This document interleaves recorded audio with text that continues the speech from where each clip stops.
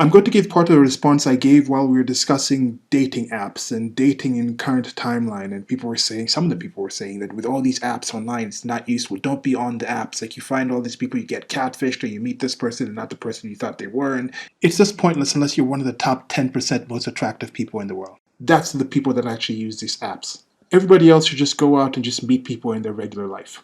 There are objective markers of physical attractiveness that benefit people in person or online. However, when it comes to relationships, there's subjective things of what the people in those relationships want that change the levels of attractiveness of people. I've personally seen close friends make lasting relationships on dating apps.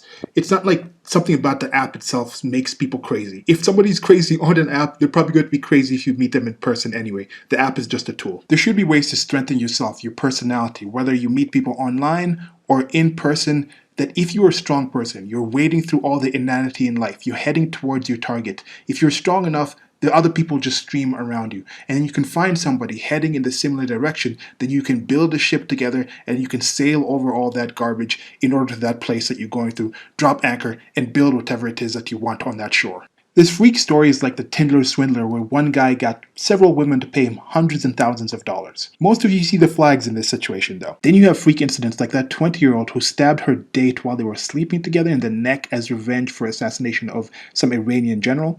But maybe don't sleep with people on the first date.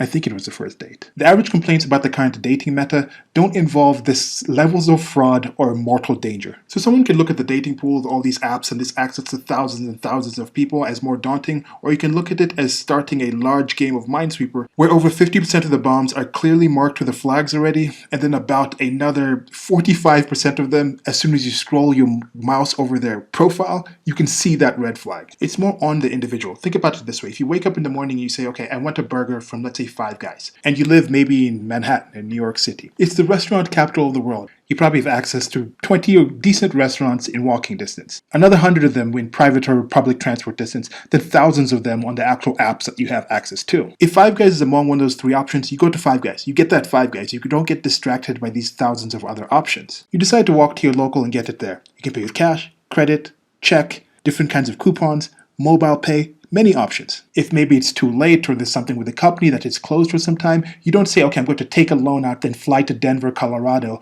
and get the Five Guys from there. No, you probably find something that's similar to Five Guys. Sure, if you're living in a smaller town and there's a Five Guys and maybe 2 or 3 other places, it's rather easy to just pick, okay, these 1 or 2 other options, that's what I'm going to go with. That might seem simpler, even though it's not as close to Five Guys. Whereas in Manhattan, you can go on the apps and you can ask people and you can see what people are describing with the foods. You can find something that might be closer to Five Guys. Or you just say, okay, I really want Five Guys. I can't get it today. So instead, oh, there's this museum that I haven't been to in a while. Let me plan that this weekend I'll go to the museum and get the Five Guys by there and not just eat something because I just felt like Five Guys because I feel like I have to eat a burger today. So these are just tools. So regardless of the fact that in current year, the same apps and other things that may help you find X also have an increasing number of not X and anti-X, they aren't even distractions when you know what you want, can afford it, and in the case of something as valuable as relationships, you can earn it.